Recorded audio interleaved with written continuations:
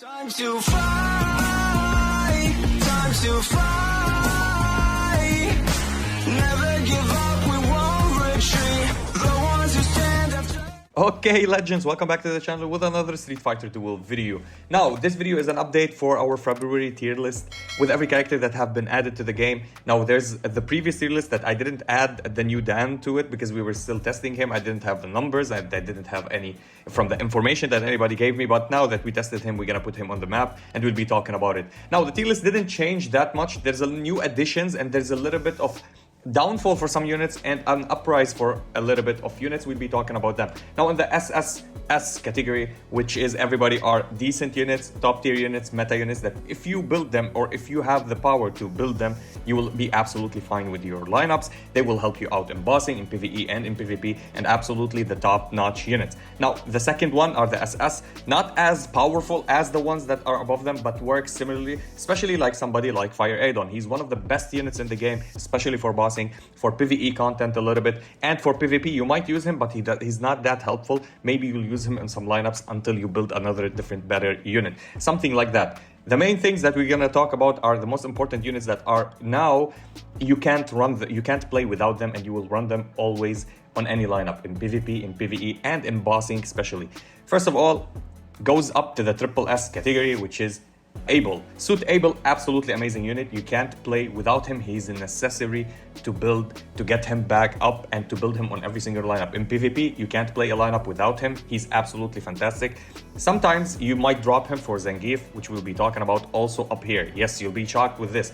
This is how much percentage of the player base are playing these units. Zangief is an absolute unit with his special utility, which is negating passives. He's the only one that can use it in the game, and nobody else have the same thing. You can use it for bossing as well. So for bossing and for the utility of PvP and in PvE as well. If there's a boss, if you're fighting a bison, you want to negate his passive. If you're fighting somebody else that you want to negate their passive and not go and do anything to you, you can use him as well with his C2 with 6 out of 6 cards. Absolutely monstrous units.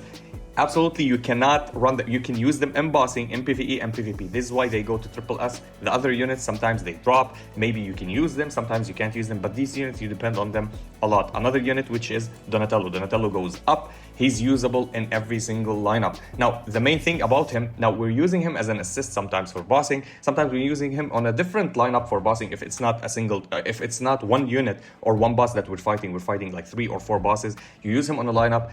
He needs to be on the main lineup with his exclusive at +30, so your entire lineup survives. Similar to what Trendy Ryu does, but it's not exactly the same. Trendy Ryu will keep you alive, do the damage sharing and everything, but he will give you damage immunity, and you can ramp it up with the passives or with the buffs that he get.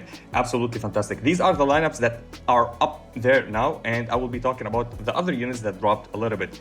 You can say Shredder dropped a little bit. Now, he's absolutely amazing damage-wise and everything. The only downfall for him is that he doesn't have soul power. We're not seeing him in so much lineups. Similar as Guile, Trendy Guile, or not Trendy Guile, but a Banquet Guile, the other legendary, also drops a little bit because they're not used and everything. They're not that meta, but still, he's one of the best characters as trigger characters. But here where comes the new Rose, the Thunder Faction Rose. She's absolutely fantastic with everything she does. And we have Elena as also a trigger. We have Eva Ryu. These units compensate and actually are used more likely on the lineups up below and they help you in PvP, in PvE, and everywhere. Similar to Shredder and for Guile, also they help you in PvP and in PvE, but more focused they are on PvE. Maybe Shredder a little bit in PvP because of the speed, but who cares for speed because we're playing better synergies. Now, again, goes up for a little bit, which is our what used to be called Yakuza Guy.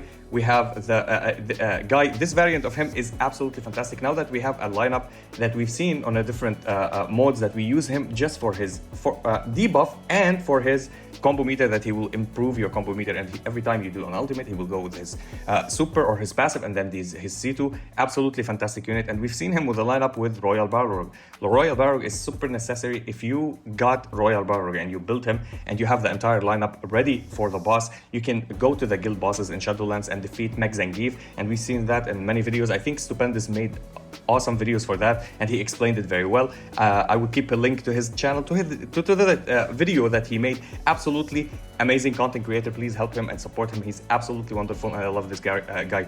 Okay, new characters that are up there goes up a little bit.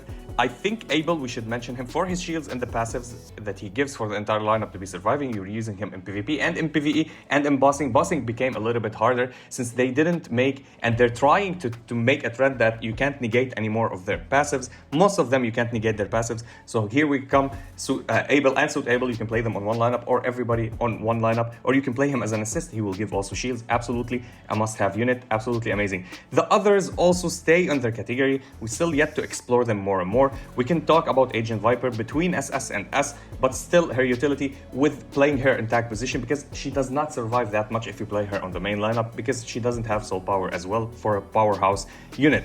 Trendy Guile, still one of the good units. Also Akuma, absolutely I love them, but the thing is that there are better characters that deal more damages, but you can still use them in story. They're absolutely amazing, and sometimes you're using them in PvP because they cover for units that you didn't have or you didn't build from the premium units up there.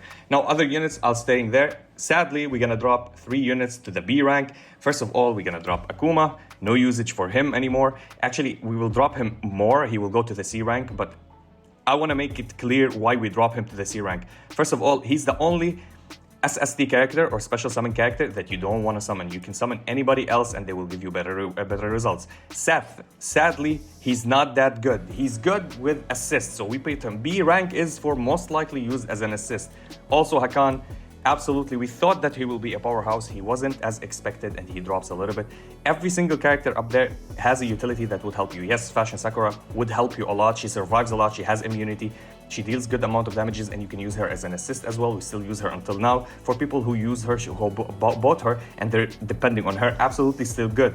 All these other units have utilities. Silence, a little bit of maybe being your carry in the Thunder faction, which is she is. For me, as free-to-play, she will stay for your Thunder carry because you're not going to invest in Guile until maybe later in the game when you have the currency if you build every single other character. All the others have their utilities, like Water Chun-Li, she can't die. She stays surviving if she has her stacks up, and she will keep ramping up damages, or she will keep at least herself alive on the team. You can use her as a substitute for Michelangelo, whoever do not have Michelangelo. All these other units are mainly assists, or they have a small utility that can help you. Let's say for Juri at the SSD1, she's a trigger character that goes on a lineup that enhances trigger effects for everybody on your lineup, which is really great. But if you're not playing that synergy, and it's weak synergy actually if you're depending only on trigger, but she needs to be on the main lineup and she can't survive that much. So this is why we use her here. Maybe Blanka, I put him in B, not in C, because sometimes he stuns without even you doing anything. If the enemy want to do something, he goes and stuns. So this is why we keep them there. The C category, I told you about them, niche characters. Do not build them. Sometimes they come in clutch and help maybe a little bit. Maybe with his stuns a little bit he can heal and tank. Hugo, DJ, maybe he can stun by the end of his C2, which is super hard to do. Dispelling and mitigation, which not helping. Maybe assist a little bit, but they're niche and not reliable. D rank are the worst units in the game so far, and we couldn't find anything for them. Now, new upcomers. So we have the new Dan. The new Dan goes straight up to B rank as well. Now, you could argue that he's a high A, low B. I would put him in A just because we're using him in some scenarios in the story mode. In the story mode, when I built him, specifically me, this is talking about my experience, I couldn't drop him from the team. Not him, not even Makoto, the Fire Makoto. They helped me a lot. Sometimes an assist. I use Makoto in assist most likely because she heals a lot when she's in assist. But for him, he debuffs the enemies. When he debuffs the enemy, I can go and absolutely destroy them. Plus, he drags a unit, the furthest one, or the one in the middle, he drags it to them also with his C2, which will make it easier for you to hit them. I found him really, really good. He does not survive a lot. His mechanic is not that good. He does not deal a lot of damage. The cool thing is about the debuffs that he does, and it's a lifesaver. It helped me out in PvE. In bossing, right now, he can debuff the boss, but not with sand, but with his damage mitigation, which is good, but we have different units that can do even better than that. Now, the new Blanka came into the game, also A rank. You can use him for debuffing the bosses, especially we saw him in Meg Zangief. As I said in Stupendous video, big shout out to him. If you can go and watch the video, it absolutely explains everything. Other than that, he's kind of okay. We're still trying to find better synergies for him for normal bosses that we have in events. In events, sadly, the Barlog lineup does not work on everybody. I think it worked once on one boss, and other than the Meg Zangief, but other than that, he's not super unique with his skills. He's good, but the problem with him, he needs a little bit of time to ramp up. The first time you hit with his damage, the boss takes a lot of damage, like billion or something like that. So the next active from the boss will wipe your team unless you're playing Virgil EX or have survivability on your team. So it's a little bit hard to maintain the scores or go for better scores with him. But still, if you build this synergy with him and with Blanka, Santa Blanka will be good. But also you can replace Santa Blanka with Action Guy, and Action Guy will work perfectly with this lineup. Now, for Cami, the new Cami came into the team or into the game, absolutely in SS category, a very, very solid unit, damage dealer, crazy damages for bosses, especially for single target. For AoE, she does AoE, but in small circle. This is why we're not using her that much. In PvP, she's destroying. Right now, I've seen some clips with PvP for people who maxed her. Still, the problem is that we need to play her on a different kind of style, and we didn't explore her. Maybe she will be the next Visconde Vega. She's not as good as him. She does not bypass immunities or something like that, but the damages that she does are absolutely crazy. She multiplies Oni's damages. She does better than Oni in damages as a character that deals soul power damage, just like Oni. So she's an upgraded version of Oni. Now, the last unit that came into the game lately, which is JP, absolutely a monster. JP is absolutely destroying everything. He's meta right now, especially in PvP, and in bossing, he deals a lot of damage. I would say he's the same as Luke, maybe even a little bit better and faster with rotations. He's an enhanced unit of Luke.